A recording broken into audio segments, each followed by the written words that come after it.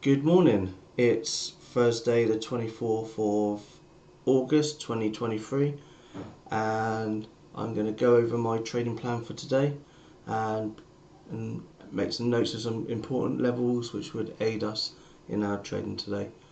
On my screen at the moment is the economic calendar for today. We've had today's high importance durable goods orders come through at 8:30 and the market didn't really respond to that at all. We have a few other news. We've got natural gas at 10:30. All these are all 1 out of 3 on the importance scale, but times to make note of: 10:30, 11, 11:30, 12, and 1. And then tomorrow, quick reminder, we do have Powell speaking at 10:05 tomorrow. So that's might be a big moving day tomorrow. So maybe today is going to be more of a muted event. So looking at the MES chart, I've got let's have a look at the hourly. Let's go into the daily first. So this is the daily chart for the MES, and we can see we've been talking about this pullback up to this 50 moving average, and we've finally got to it. So what's going to happen today? Are we going to see it consolidate, eat time off the clock, and then continue to trend back up, or are we going to see it break below for another leg down? And then if we do break down, we've obviously got the lows from Friday, and we've also got this 200 moving average. So this is what we've got on really. Looking at the pattern of the chart, we've got this right shoulder, this head, and potentially we've got this right shoulder starting to set up. So we can keep an eye on this pattern. We may see a consolidation day today, followed by another week of downtrending to make the shoulder pattern.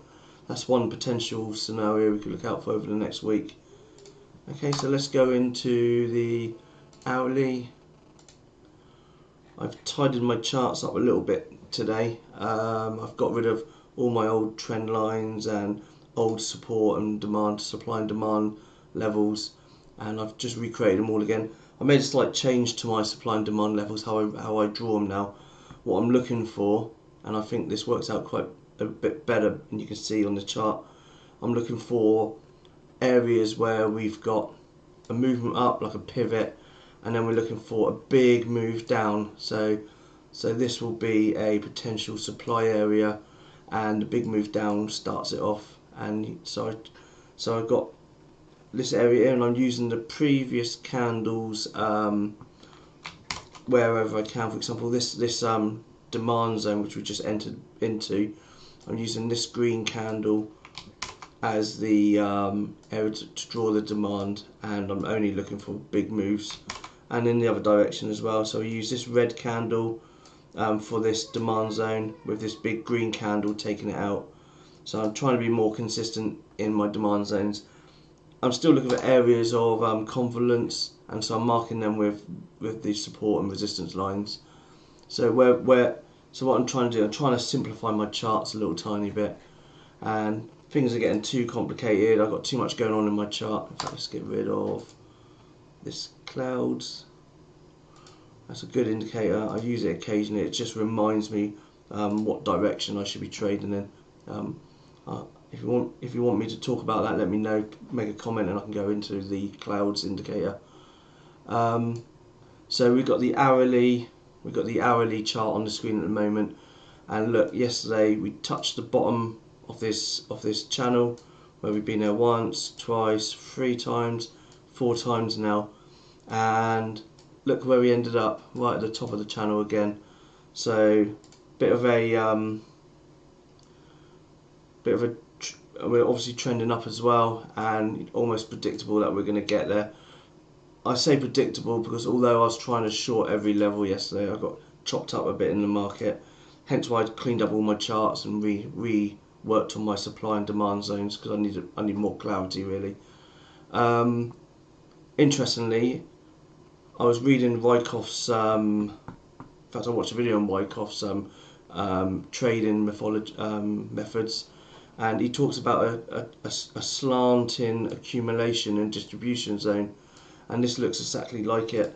For example, this is a accumulation where we come in, we have the first point to create the bottom of the accumulation, and then the second point makes the top of the accumulation, which we've been within that area, and then we've had the break, like the testing, like the false breakout, and we've had another false breakout here, and then the push to the top of the accumulation channel.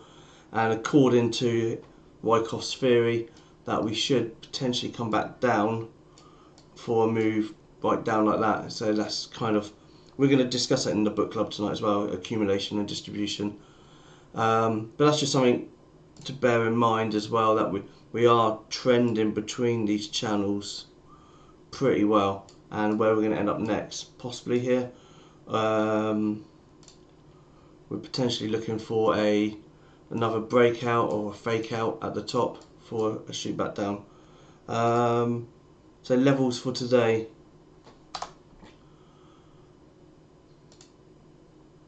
So we've got 44.76.25. This is marks the close of the top of yesterday, and it's an area of confluence as well. So the bottoms of candles and tops of candles, and that's a resistance area which I'll be watching for. Potentially, we got this demand zone as a potential bounce. I'm going to go into it more neutral as well. I'm going to take the day.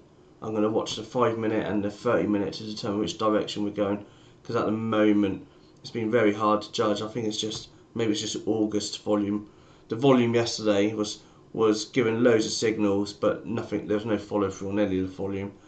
And I watched a couple other people who trade supply and demand and volume price analysis, and they kind of had the same general consensus that yesterday was a tough day, where volume was giving certain indicators where you would normally short, and it was showing weakness in the buying. But the market had its own ideas. The market just wanted to go in one direction yesterday, and probably somebody knew, obviously probably had an idea that maybe Nvidia was going to cause this big push up. But anyway, we're up the top end now, so potentially we're watching for this is a high risk bounce area at 44.60 through to 44.65, 66 area. So that's an area to watch for. If we do break down, I might be looking for a break and retest of the low of the pre-market, so which is currently at 44.63, 44.62 area. So that's a potential trade, a break and retest. And if we do break this area, then potentially we're looking at a bit of a gap fill, which was, where did we close yesterday? There. So potential gap fill could be to around about this point here. Here we go, it's marked up on the chart anyway, that dotted line. So we have got space to move down. There's nothing really to stop us. We've got the highs of yesterday as a potential hiccup area, but we may just push through that. And as you can see, it didn't really stop anything yesterday from pushing through the results, and that's it really for that. So higher risk bounces where we are right now, this area at 44.60. Higher risk rejection will be this area of confluence at 44.76. Higher probability bounce, and I quite like this place, this is what I'm watching for, which is the top of that pivot, this area of confluence as well, and also the 200 moving average, and potentially this channel as well, and that will be around the 4400, 4440 area to 4437. So this is really the area I'm watching, and below that I've got it marked as a supply demand zone as well, this demand zone. So, and that comes from this pivot here. So I'm keeping an eye on that. So this is the area I'm watching for a bounce today, and probably want to remain patient until we get down there. Hopefully it's not at the end of the day like yesterday's top of this channel was yesterday. Last night I did consider going short, but I didn't really want to have a short ES trade whilst the market is potentially in this hourly uptrend.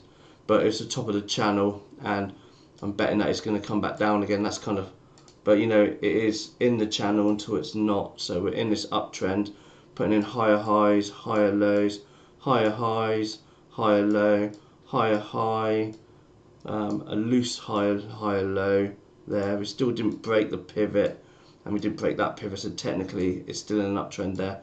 Higher high, higher low, higher high, higher low, and higher high, which we got today. And now potentially we're seeing a change of trend on the hourly, where we put in a lower low, lower high, and then a lower low just recently. Potentially we're looking for a break and retest of this area again. So that's kind of why I want to remain slightly neutral, because I feel like we still got a bit of unfinished business to get back down to fill the gap, and I'm watching for potential breakdown from where we are now. I'm going to play it easier today, smaller contract sizes, because I had a red day yesterday, and I just don't want to get in that mess again, and that's the reason I've also tied up my charts. So many levels, so many lines, it's just too confusing. I want to just keep it as simple as possible. You know what they say, keep it simple, stupid, kiss. So that's where I am with this. Looking at oil, I've tidied up the charts on oil. In fact, there wasn't much to tidy up, I just enhanced it. Okay, so we've broken down through this potential area, which is 78.23. We could bounce at 77.62, but on the grand scheme of things, we're putting in this head and shoulders pattern. I don't know if we discussed this yesterday. Potential right shoulders forming with the neckline in this area of supply of demand as well. So we could watch for a break and retest of this area for a potential short down, and 76, 78 could be the first target, and then there's not much really until we get down to this area here, 74. So that might be a nice move, something to keep an eye on today.